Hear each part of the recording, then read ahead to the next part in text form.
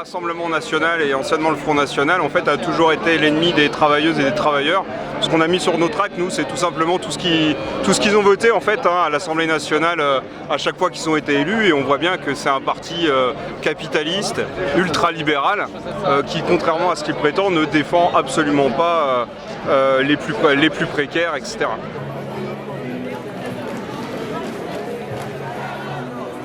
Alors les syndicats ne sont pas apolitiques, on a une réflexion politique que l'on porte et face à des dangers, les dangers de l'extrême droite mais d'autres formations politiques, c'est notre rôle de les dénoncer, notamment sur des choses très concrètes et pratiques. L'extrême droite, quand elle est au pouvoir, ou l'extrême droite par ses votes au plan européen et au plan français dans les différents parlements, fait toujours le choix de ne pas être aux côtés des salariés. Taxons les actionnaires et hop on y va. Augmentons les salaires et hop on y va. Le sursaut populaire. Comment être neutre alors que le peuple a hurlé sa colère pour la retraite à 60 ans, il n'a pas été écouté par le gouvernement et Macron le dissout et donne 3 semaines aux travailleurs pour décider d'un nouveau choix politique. On ne peut pas rester neutre. Les syndicats défendent tous les salariés et dans cette défense des salariés, ils sont obligés d'être engagés. Ça ne veut pas dire faire de la politique, mais on s'engage dans la défense des droits des travailleurs. Ah, là, c'est quand même très politique, là. Ah là, ça croise la politique, mais la politique, c'est la vie de la cité. Nous sommes tous responsables de la vie de la cité.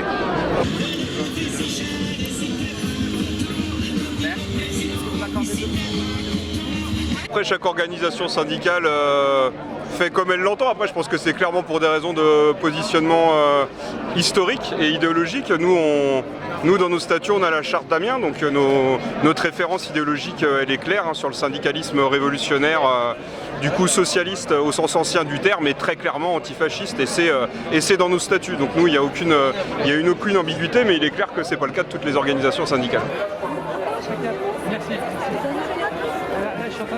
On a des valeurs humanistes qui ne peuvent pas ne pas nous opposer au projet de l'extrême droite en général, du RN en particulier, qui est tout sauf humaniste. La laïcité et l'égalité homme-femme et de considérer tous les citoyens à même égalité, quelle que soit leur origine, quelle que soit leur confession et quelles que soient leurs idées politiques, ça me paraît une base minimale pour que la France se porte mieux.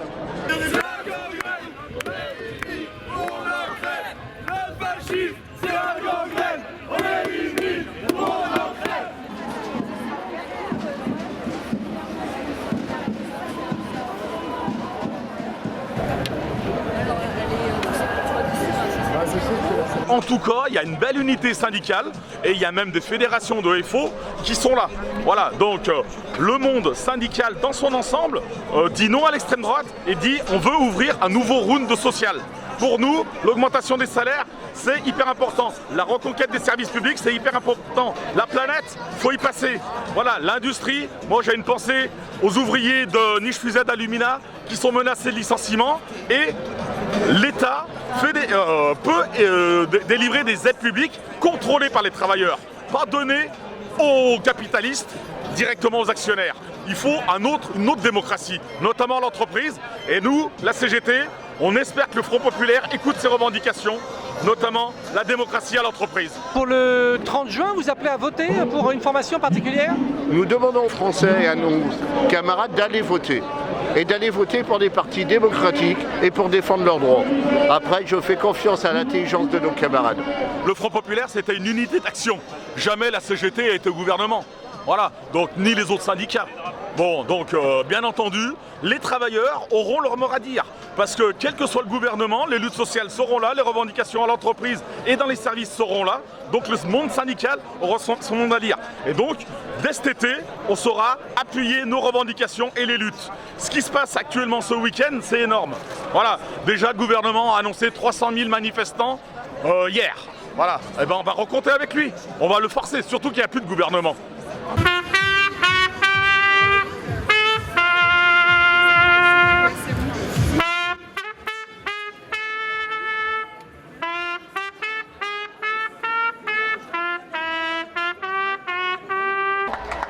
m'inscris évidemment en toute logique. Je suis adhérent de Génération et à Génération on a porté l'unité de la gauche depuis des années.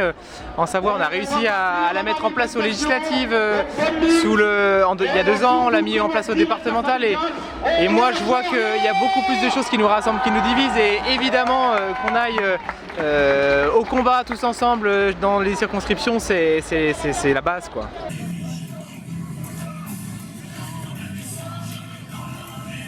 Je trouve que c'est un moment inédit de la vie de notre pays, mais c'est également une mesure de salubrité publique pour éviter la catastrophe qui s'annonçait et que Macron appelait de ses voeux, puisqu'on comprend bien la stratégie de ce président de la République qui, mécontent des scores au soir des élections européennes, a voulu casser le jouet qui pour lui est la France, en se disant, eh bien, puisque finalement vous nous avez infligé une cuisante défaite en faisant que le Rassemblement national fasse 2 fois le score du parti présidentiel, eh bien vous allez voir ce que vous allez voir, vous les avez aimés, vous allez les subir maintenant, ça vous apprendra.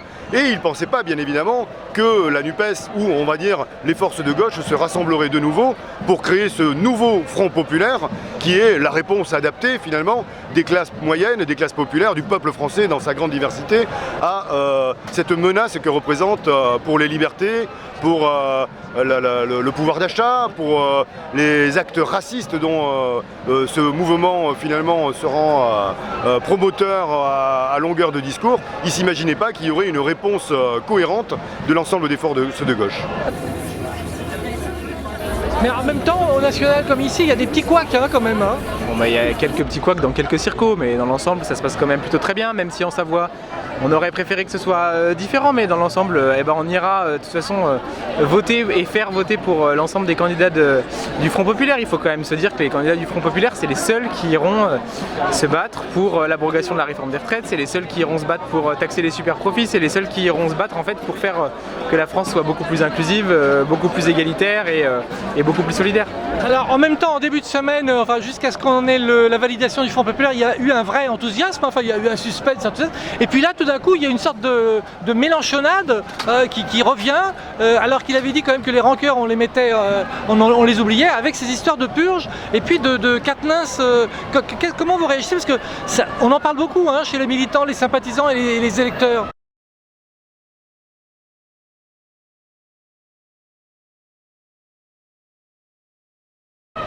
Écoutez, ça c'est des histoires internes, de fonctionnement interne du mouvement, et puis moi il ne m'appartient pas de commenter ce qui a été pris en décision de bureau et en décision de groupe.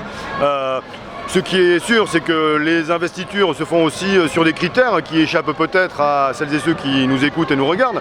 Mais par exemple, nous avons un site qui s'appelle nosdéputés.fr, qui est un site officiel et qui recense en quelque sorte et qui mesure la qualité et la quantité surtout de travail des parlementaires.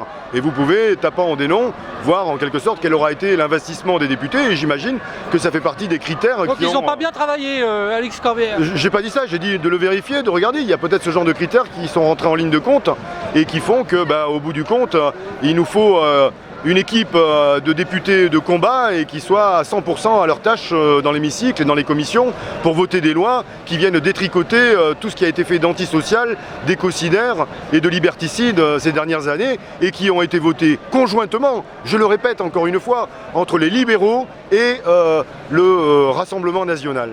Et pareillement au local, hein, il y a une investiture sur la 3e avec Daniel Ibanez, on va dire qu'il est connu pour son opposition Lyon-Turin, alors que le PS là-bas et le PC est vent debout. Hein, on a le président départemental socialiste qui a démissionné. Est-ce que là, c'est pas un signal, est-ce que c'est la bonne candidature finalement?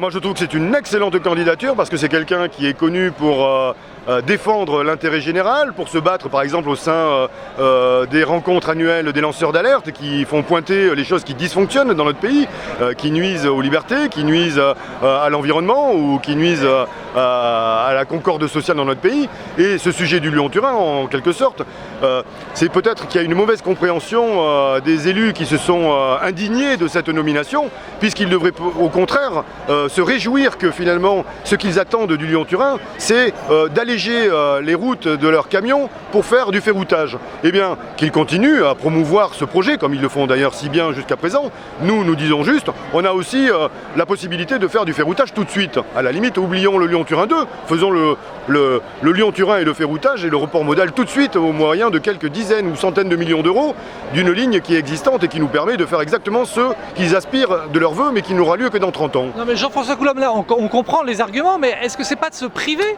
d'un électorat qui fait à peu près 7000 voix hein, en moyenne? Alors après, Et de favoriser un député RN, est-ce qu'il n'y aura pas une fuite du corps électoral socialiste? Non, moi j'y crois pas. Je suis certain que les électeurs de Glucksmann raisonneront et préféreront aller voter pour un candidat même s'il a quelques positions avec lesquelles ils sont divergentes plutôt que d'aller faire élire le Rassemblement national ou reconduire des députés qui ont en fait voté toutes les lois antisociales que Macron a proposées. Hein.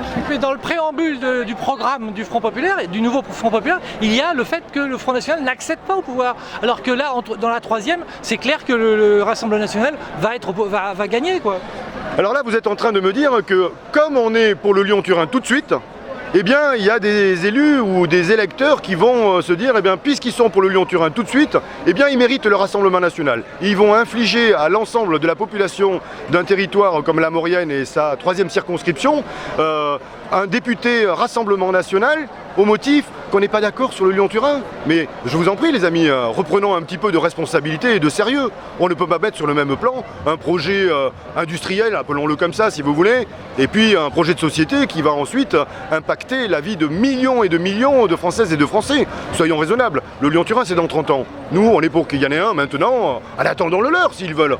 Qu'ils continuent à le promouvoir. Nous on en veut tout de suite. Mais c'est surtout qu'on a un programme. C'est essentiellement de ne pas avoir un député Rassemblement national, vous vous rendez compte? Un député d'un mouvement qui a été créé par les fascistes dans les années 40. Il y a un Waffen-SS qui fait partie des promoteurs, enfin des fondateurs de ce mouvement. Il y a des gens de la milice. Enfin, les heures les plus sombres de notre pays ont marqué la naissance de ce mouvement et l'héritage de ce mouvement le péniste. Faut savoir ce qu'on veut les amis. Bon, le Lyon-Turin, c'est peut-être un sujet de discorde, on va en discuter, on se met autour d'une table. D'ailleurs, on ne l'a pas suffisamment fait pour faire un peu de pédagogie les uns envers les autres. Mais la réalité, c'est qu'aujourd'hui, aux armes citoyens, aux urnes citoyens,